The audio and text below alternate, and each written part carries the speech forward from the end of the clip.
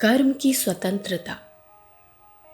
समस्त योनियों में से केवल मनुष्य योनि ही ऐसी योनि है जिसमें मनुष्य कर्म करने के लिए पूर्ण स्वतंत्र है।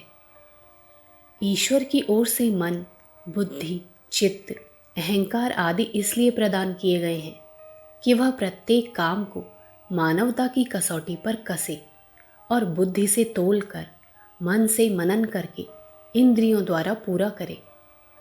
मनुष्य का यह अधिकार जन्म सिद्ध है। यदि वह अपने इस अधिकार का सदुपयोग नहीं करता तो वह केवल अपना कुछ खोता ही नहीं है, बल्कि ईश्वरीय आज्ञा की अवहेलना करने के कारण पाप का भागी बनता है। कर्म करना मनुष्य का अधिकार है, परंतु इसके विपरीत कर्म को छोड़ देने में वह स्वतंत्र नहीं है। किसी प्रकार भी कोई प्राणी कर्म किए बिना नहीं रह सकता।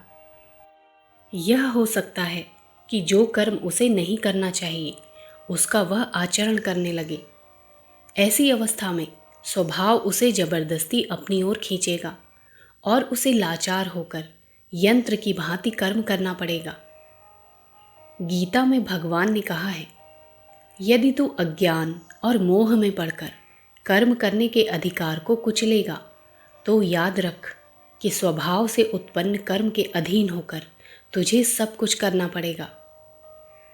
ईश्वर सब प्राणियों के हृदय प्रदेश में बसा हुआ है और जो मनुष्य अपने स्वभाव तथा अधिकार के विपरीत कर्म करते हैं उनको यह माया का डंडा लगाकर इस प्रकार घुमा देता है जैसे कुम्हार चाक पर चढ़ाकर एक मिट्टी के बर्तन को घुमाता है। अखंड ज्योति, अक्टूबर सन 1946, पृष्ठ संख्या 17। संदर्भ पुस्तक ऋषि चिंतन के सानिध्य में। विचार क्रांति दूत यूट्यूब चैनल को सब्सक्राइब करें एवं अगले वीडियोस प्राप्त करने के लिए बेल आइकन दबाएं। धन्यवाद।